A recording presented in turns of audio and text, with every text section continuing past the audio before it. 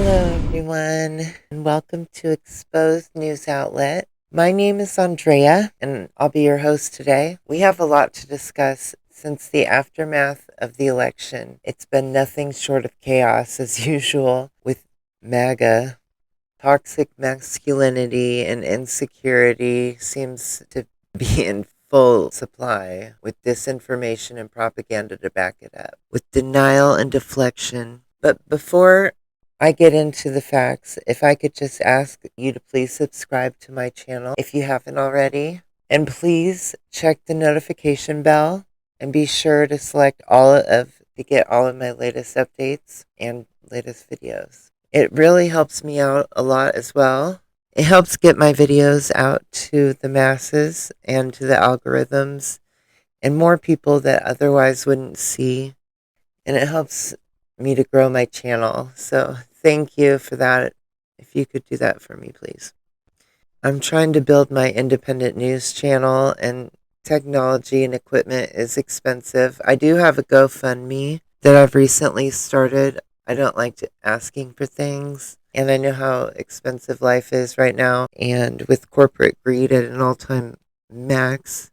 If you're able to donate or help out, anything helps and will go a long way. Fortunately, I have got most of the basics I need to record with for now.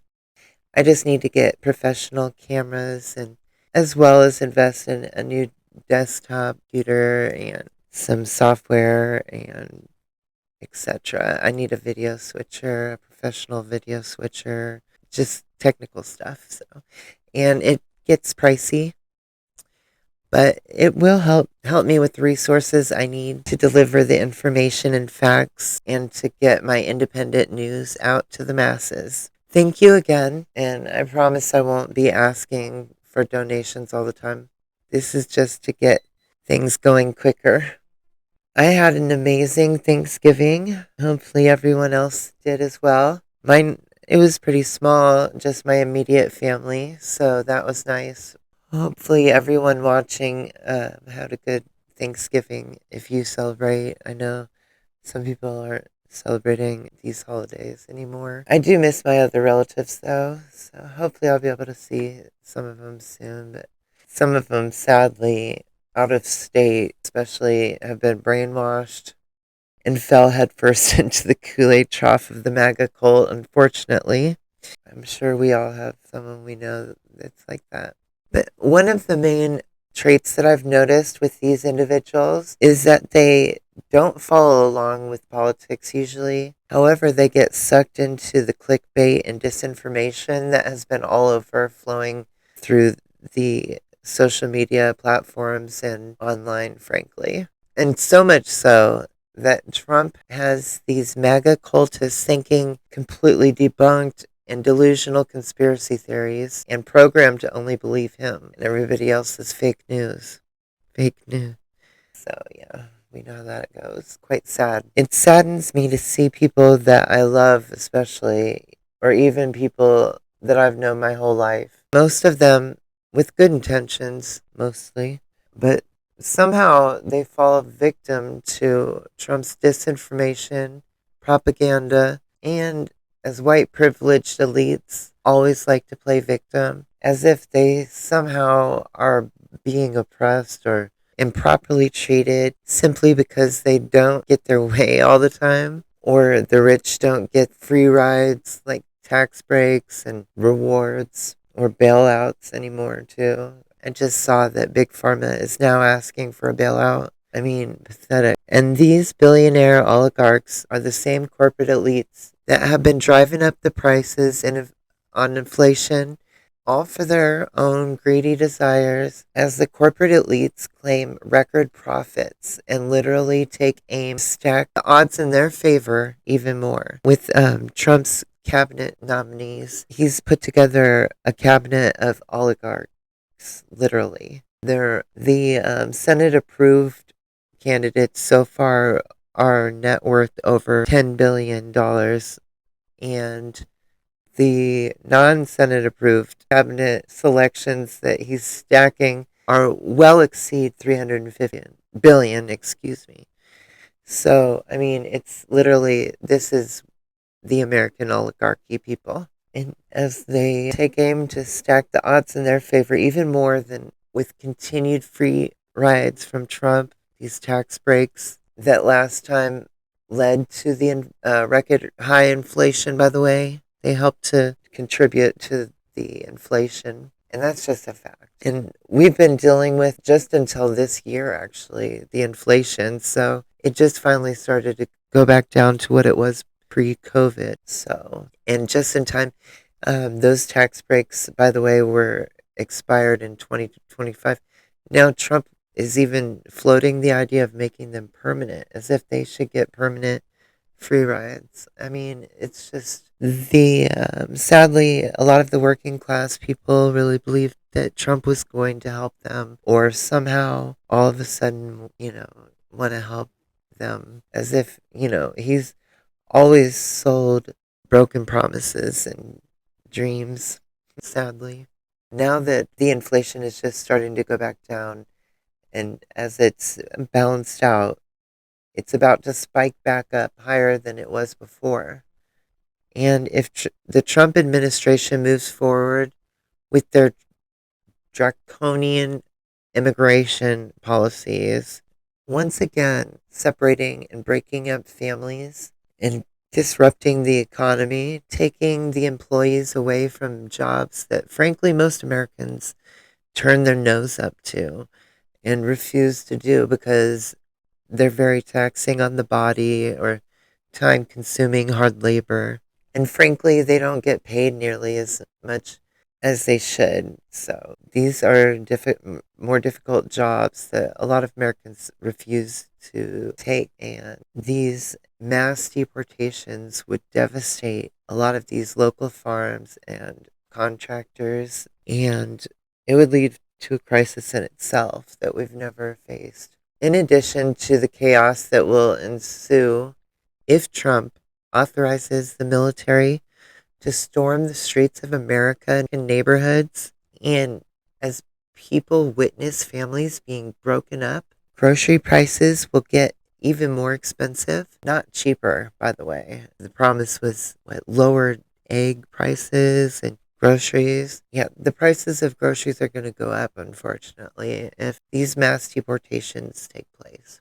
This means everyone that thought that Trump was going to bring them cheaper egg prices, as many of you have repeated over and over online as well. Sadly, none of these individuals took the time to even fact check or weigh out all of the pros and cons. Not to mention, it's extremely expensive to execute. It would cost over $100 billion to deport 1 million immigrants. And Trump has said that they need to deport at least 25 million. Shady Vance has said it's closer to 85 million, and even said that they would be deporting legal citizens as well. Like, what? And he said that this included legal citizens that were irregular with the law, whatever that means.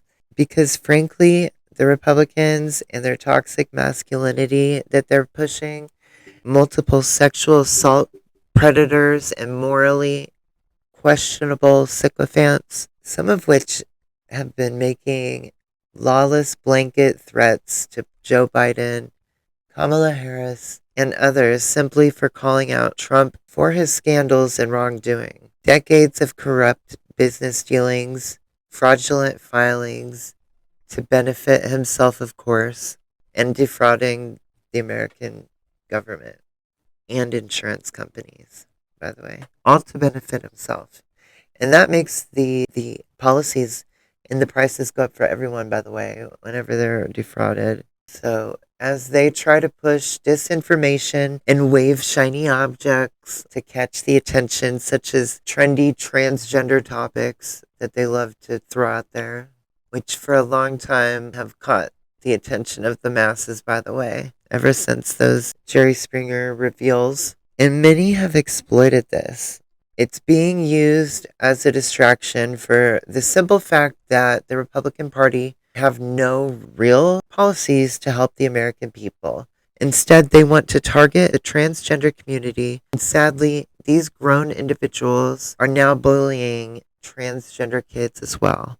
Which, by the way, transgender people make up around 0.5% people, not even 1% of the population. So it's 0.5%. And transgender youth make up 1.4% of children. So again, this is a very small, marginalized, vulnerable portion of America that, frankly, trans rights are human rights. So I don't understand what this is, other than, like I said, it's a distraction from the simple fact that they don't have any real policies for the American people.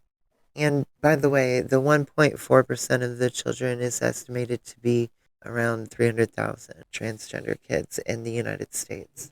A lot of these states that are implementing these laws, by the way, about these transgender students that they want the population and the masses to believe is just, there's so many of them, everywhere that that's not even the case. And in many of these states where they were banning them from being able to participate in girls' sports, there was only one transgender student per state. And in many of these Republican run states. And some of them had no current transgender students whatsoever in their school system sports or even in their schools, by the way. This is literally a solution in search of a problem. Even some of the Republicans have admitted this. But the Russian propaganda and the right-wing extremists have been pushing this narrative, frankly, around the globe, trying to make women think that their rights are somehow threatened or violated at the expense of transgender rights. And this just simply is not true. In fact, most transgender females aren't even into sports, especially in, high school. Although we're not a monolith, so I can't speak for everyone. And everyone comes from different cultures and personalities and backgrounds in the transgender community. But generally speaking, most transgender females aren't even into playing sports. So this is yet another way to divide and conquer and spread disinformation and literally put a target on the heads of the trans youth. They also increase the chances of these youth committing suicide or becoming antisocial and reclusive as they become more of a target, much like a punching bag. I can remember even when I was in high school and boys would beat up this girl because she was a lesbian. It was beyond bogus and wrong. I can only imagine that after the 4 years of Trump and then emboldening of white nationalist propaganda and anti-LGBTQ rhetoric and bigotry that's been going on for the last almost a decade now, since Trump originally started running in 2015. Many of them cite the Bible, although they can never quote the Bible because it doesn't say anything about transgender individuals in the Bible. In fact, many have even misinterpreted many of the meanings in the Bible, such as the definition of sodomy. Many have been taught to believe that this was in reference to the gays.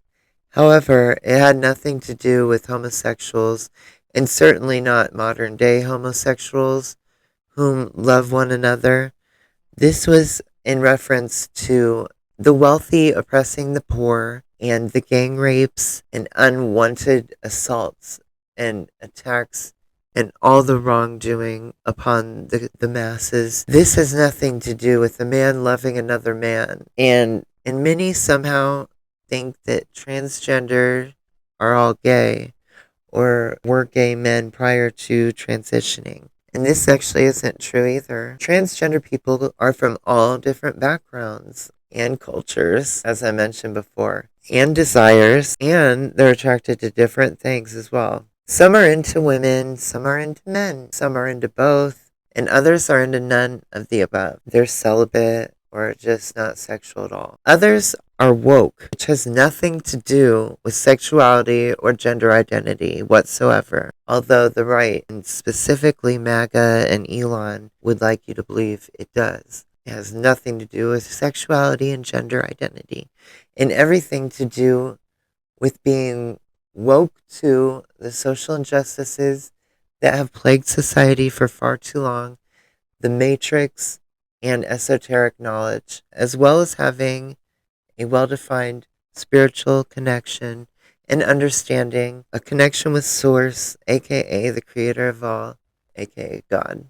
This is what the elite Republican oligarchs fear the most, is knowledge and the facts getting exposed to the masses, as they want to have complete control over our thoughts and emotions and try to push fear-mongering and divide and conquer tactics so that we can't organize and oppose their outdated white nationalist, discriminatory, biased talking points. And frankly, they've used against women for centuries, as well as African Americans and Africans, pretty much all non-white individuals, or all non-white, non-straight individuals, I should say. But especially the women, and especially black women, whom have been discriminated against the most. This is another reason why it's important that we stand together instead of buying into these horrible stereotypes and blatant disinformation meant to upset us and get us in our emotions and pit us against one another. When in actuality, most of their talking points are just that, cheap talking points, biased talking points. Trump was actually bragging after the elections that transgender talking points are what makes the crowd go wild and cheer. It's really bizarre. But again, this is because over the last 10 years, after he promised to protect the transgender and LGBTQ community in 2015, Trump went on to take office and begun to overturn the laws put into place by Obama that protected transgender rights in healthcare, and continued to wage war on the transgender community, as well as his original boogeyman, the immigrants, as if all of our problems are from transgender people and immigrants. This isn't going to bring down the cost of eggs or help with inflation or gun violence, which more kids are likely to have been in a gun violence occurrence than they are to go to school with a transgender student. And yet, these Republicans have picked this issue to attack simply because they know that this has been a trendy topic, which again I mentioned before in previous videos, that Trump is literally getting informative data from social media giants such as Facebook, Twitter. I refuse to call it X. That's just stupid. And of course, Trump's own propaganda social, because there's nothing truthful about it. Let's just be clear. And these topics were amplified after the 60-plus-year-old white privileged lunatic Caitlyn Jenner decided to transition in the final years of life. This just further confused individuals, although it is a testament to how things were, and possibly Bruce always had these desires, or thoughts and suppressed them. It is possible, but because of what was deemed normal back then. But frankly, it brings more heartbreak and confusion when one pretends to be someone that they're not, and then later on they reveal this, especially if they involve a spouse or children. Things were finally starting to be more inclusive, with LGBT actors getting more roles. RuPaul Drag Race making its way all the way from Logo to or Bravo and to MTV. I think it was even on VH1 for a minute. And music artists coming out and being more open with their sexuality. Many of them making music videos, and frankly, they were no more revealing or sexual than straight videos. Insecure individuals and white nationalist bigots in racist cults, they can't handle that. Many of them secretly want to get down on the down low. Most homophobic people are in fact down low homos. That's just a fact. Recently, Trump was bragging about how popular the transgender topic was. And there are more people that are in support of transgenders than against transgenders, just to be clear. However, it's these white nationalist cultists that push the most hate and bigotry, as well as bots and Russian hacks, trolls. You see a lot, although Trump and MAGA cultists, such as Elon and others that are openly anti-LGBTQ, which, by the way, is no different from being racist or xenophobic. Trump himself has used transgender issues to deflect attention from his own scandals, like the impeachment trials 7 years ago. Watch this clip. Joining us now is Shane Ortega, a retired U.S. Army Staff Sergeant and transgender rights activist, and Congressman Sean Patrick Maloney, a Democrat from the great state of New York. Shane, let's start with you. What's your take here? My immediate reaction was this is a completely egotistical move on the behalf of Donald Trump. I think that he's trying to circle in the American public to deflect and detract from the principles and goodwill of what it is to be an American service member. And he's trying to use them as pawns right now in order to invoke some sort of emotional reaction from the public to circumvent his own investigations that are going right now towards his impeachment. From a transgender service member 7 years ago. So again, every time they use this excuse, they're also grouping together these immigrants and non-white individuals, and they have utilized very intelligent individuals of Ivy Leagues from around the nation. And frankly, many of these policies they've been working on for over 50 years with social experiments. And again, these individuals are not Christians. These are racist, white nationalist bigots pushing disinformation and lies, and even telling the very individuals they seek to exploit that they are their savior, as they have with the working class and even the Christians, and frankly, America, for that matter, or that Trump and Trump alone will fix it, as if he really cares about anyone besides himself, for those that enrich him. As almost all the administration, Republicans oftentimes own military supply companies or companies that benefit themselves. Trump has hotels, golf courses, his cryptocurrency. Him and Elon want to crash the economy, by the way, and the dollar, and start a new cryptocurrency, which Trump owns a cryptocurrency business already, like I said. And he has all of these other grifting gifts that he just keeps popping out. He has $100,000 gold watches, and he's telling people that eggs and the cost of living and everything's too high, but buy my $100,000 watch. He's even selling the latest electric guitars, and I mean, it never ends. But this is what the billionaires elites have been trying to do for years now, and this was their plan all along. Even Elon said that there would be hardships coming, so it's just concerning, all of these things considered. And like this next clip points out as well, watch this clip. Before the break, I told you about Project 2025's longstanding effort to villainize queer and transgender Americans, equating LGBTQ identity with pornography and obscenity. Joining me now to discuss all of this is Amara Jones, the chair of the Transgender Law Center. She's also the co-founder and CEO of Translash Media. As well, we have Leah Lippman. She is a professor at the University of Michigan Law School, the co-founder of Women Also Know Law, and my co-host on the Strict Scrutiny podcast. Imara, you've been talking about the Heritage Foundation's longstanding efforts to push an anti-trans ideology for years. The Heritage Foundation already achieved some of these goals to erase trans people through state-level legislation that they pushed during the Trump administration. Much of this is still in effect today. What is the impact of this legislation? What will be the likely impact if there is a second Trump presidency? Well, I think that the reality is that a second Trump administration presents people who are trans and gender expansive with an existential threat, an existential potential assault by the administration.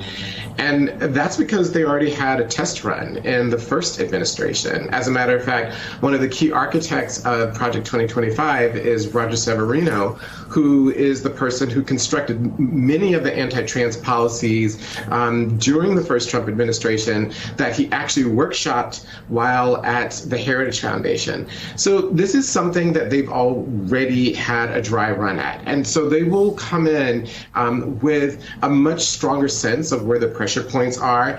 And I think that what we really need to understand is that Project 2025 wouldn't be possible without this original test run, where they experimented on how to weaponize the federal government against a group of Americans. And all they've done with Project 2025 is to wrap up all of that learning that they gained from this broad assault on trans people and just expanded the aperture to a variety of other communities, which is why there's an outcry. And so I think that we need to understand that the origins of Project 2025 and its thinking come from this original assault in the Trump administration. So, Leah, Amara's spoken about the existential threat to trans people, but there's a broader discussion of gender and sexuality in Project 2025, and it's about equating even discussion of gender and sexuality with pornography. What's behind this tactic? How is this going to be successful, and what will it achieve? I think what they are trying to do is enforce traditional gender roles throughout the country and basically give people the freedom, not to defy traditional gender roles, but instead to require everyone else to perform them.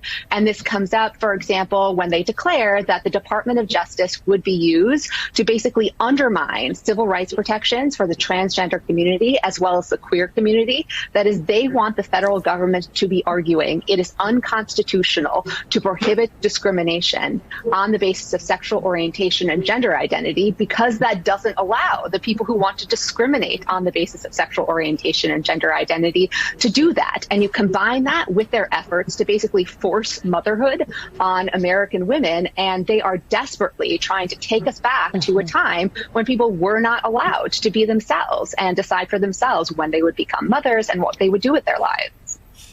Imara, you've already touched a little bit about this, so this is an invitation maybe to elaborate on it. But the goals of the Heritage Foundation and a lot of Christian conservatism has been to villainize trans people. And so fears about transness and gender identity in general. And some of this is definitely about trying to limit the performance of norms that aren't consistent with traditional gender norms. What do you see happening in the future Trump administration, if one happens, that will be more about that or will expand these efforts in your community? Well, I think the two things. I think one of the things we have to understand is that unlike progressives, to be quite frank about it, and also liberals, the Christian nationalist movement does not see the trans people in isolation from a range of other issues. They see it as directly connected to abortion. They see it directly connected to bodily autonomy overall. They see it directly connected to issues of immigration, because so much of what they are thinking when it comes to these groups of people is the preservation of white Christian culture in the United States. And that's why there's such a fervent focus on it, because it's not for them an isolated or marginal issue. It's actually a central one in their project in order to maintain white Christianity. So I just wanted to state that. So within that, I think what we're going to see is the literal erasure of trans people. I think that you would see the federal government not allow for trans people to be recognized in any way, both in terms of IDs, both in terms of healthcare, in terms of education. Schools would not have to be safe. Trans people would not receive equal access to healthcare. Trans people, because of this erasure, would face open discrimination on jobs and in housing. And I think that the whole point is to literally erase the idea that trans people are real through all of the instruments of the federal government. And it's not going to stop there. I don't know an authoritarian regime that has targeted one group of people that stops with that. No, that's an excellent point. Leah, in order to erase a group of people, you actually need hand-picked personnel in every level of government who are with the program. And the Heritage Foundation and Project 2025 has been very clear about installing hand-picked conservatives who are willing to go along with this project. Amara already mentioned this person, but I think it's worthwhile to highlight him again. Project 2025 co-author Roger Severino, who was the director of the DeVos Center for Religion and Civil Society at the Heritage Foundation in 2015, before being appointed to direct the Office of Civil Rights in the Department of Health and Human Services during the Trump administration. He is known to be anti-LGBTQ rights, and in his role at HHS, he removed protections for LGBTQ people, allowing doctors to refuse to treat patients based on their sexuality or gender identity. What is his likely role in a future Trump administration if that happens, and what will the impact of that be for the trans community? So it's difficult to know exactly where they would place him, but I think it would definitely be part of the plan to install him somewhere where he would be able to carry out these plans, perhaps as the head of the Department of Health and Human Services, where, as you know, part of Project 2025's plan is basically to deny civil rights protections on the basis of sexual orientation and gender identity in the areas of healthcare and education. One of their core platforms is to argue that the Supreme Court's decision in Bostock, which held that employers could not discriminate on the basis of sexual orientation and gender identity, and to argue that that decision doesn't apply to healthcare, education, and a variety of other social services that the Department of Health and Human Services administers. And, other people who are part of Project 2025 and author different chapters, like Ken Cuccinelli, have argued that, homosexuality is a sin. And so these are the kinds of people that they are hoping to install at the head of the federal government to implement their vision of denying rights to transgender people, the queer community, women, and more. As Amara notes, they never just stop with one community. Instead, they just lump it all together under some umbrella to villainize, different communities and distract from the fact that, the biggest problems facing our country is frankly not where students pee or, what sports teams they are on. There are real healthcare crises, crises of gun violence, and this is part of an effort to distract the country from those real problems and allow them to then institute their agenda, which no one wants, and force it on the country. Amara, one of the things that's so striking about this attack on the trans community is that it's not especially original. The fear-mongering about transness, and in particular about the proposed danger that trans identity poses to children, is something that conservatives have been doing for years. And it's not even especially accurate. They are pushing falsehoods that kids are being pushed into surgeries and that there's all of this regret among trans adults who have received gender-affirming treatment. All of this is a gross mischaracterization of trans healthcare. Can you say more about this standard play and how it is being translated to the American public as this assault continues? Well, I think that one of the important things to think about is that this entire effort to disinform the American public about trans people as a part of a larger political project, as a part of a larger political and religious project, I should say, is the result of a lot of, and this will sound strange, a lot of intelligent brain work on their side. They have spent years focus grouping and workshopping and working on messaging and figuring out how do you get Americans to be uncomfortable with the idea of trans people. The American Principles Project did a lot of this work. And so therefore, the reason why the disinformation is so impactful is because it has been researched. They understand that these are the messages that are going to break through and seize hold and make people uncomfortable. So I think that one of the things that's different about the fear-mongering now is that it actually is grounded in a lot of research and thought. And that's how they've been able, in a relatively quick period of time, to move the conversation about trans people to the center of American political conversation as a part of this project. So I think we cannot underestimate and say that this is something that we've seen before. This is not what they did in the 1980s. This is not Anita Bryant. This is not sort of Jerry Falwell spilling out. This is the result of a group of people who are very intelligent, who understand the way that American conversation and media and journalism work, and have gone about hacking the system through some really smart ways. And we can't underestimate that. Really important context. Amara Jones and Leah Lippman, thank you so much for joining us. A Nebraska state senator threatens to grind the state legislation to a halt after transphobic legislation is introduced in Nebraska. Michaela Kavanaugh stands up for trans youth and transgender at a time when transgender and LGBT crisis lines spiked just before and after the election by 700%, folks. Check out this clip here.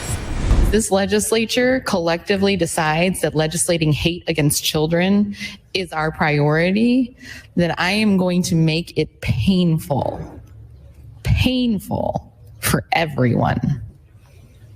Because if you want to inflict pain upon our children, I am going to inflict pain upon this body. There's not a bill on this agenda, on any agenda coming forward, that will be spared.